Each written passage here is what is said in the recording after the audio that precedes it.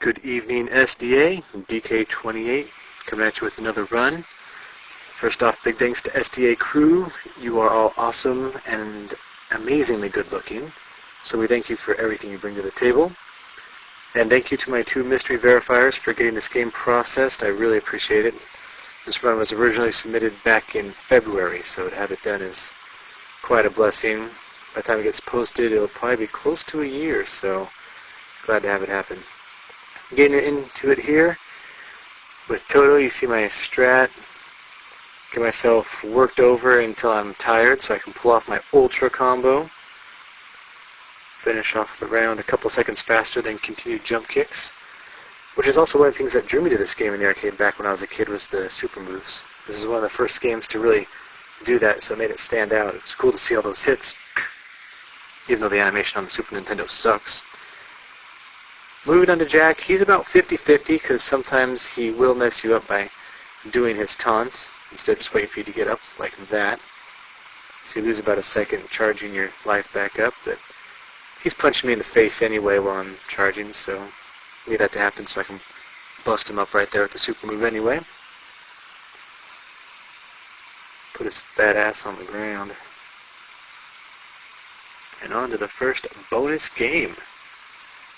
I start out with the Super Fire Blow. Insert joke here. Getting the Super Fireball, the Hoken, definitely saves time, as you'll see as the run progresses. So while yes, it is a few seconds slower than the bottle cut, it's a necessary move. And you see I jump at the beginning. That's to make sure I do the fireball for the first time. The game doesn't recognize directional input before the bonus round starts. And when you do it on the ground the first time, for some reason the way he moves around doesn't always register. So by jumping first, it makes sure that I get the first one off. Now we're in Lee's Town. Man's like Wolverine on crack. This fight went perfectly though. It helps that he gets knocked down even if he blocks the fireball. And then gets hit by the second one. KO.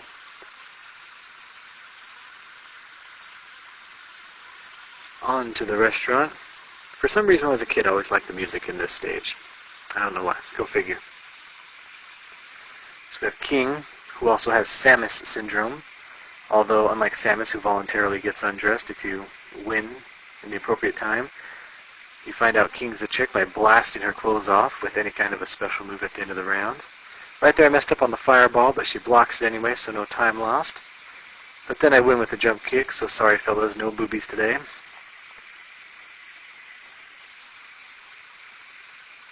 Kick us out, go into the next bonus game, and we get into some bottle cutting.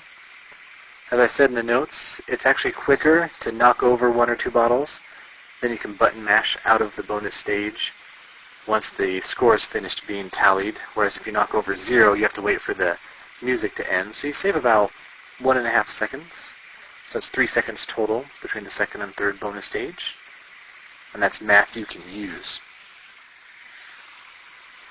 Mickey in the streets.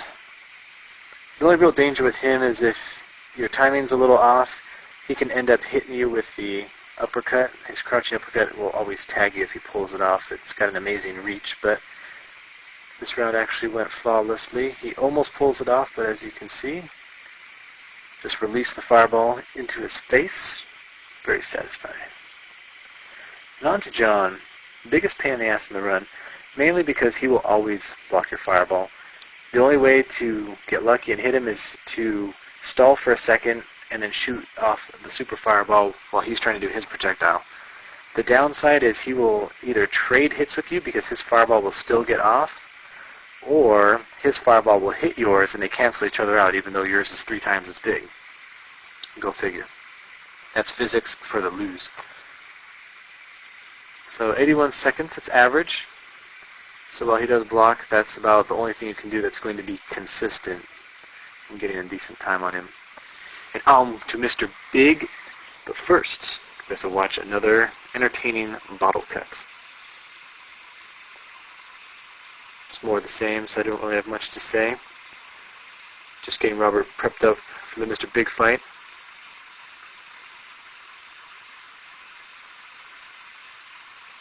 Look at how manly he is with his shirt off. Here it comes. Take him down, Robert. Very intimidating, but you're the man. You can do it. Miss the first jump kick, then just go right into it. Knock Mr. Clean out, Robert. You can do it. You're the best.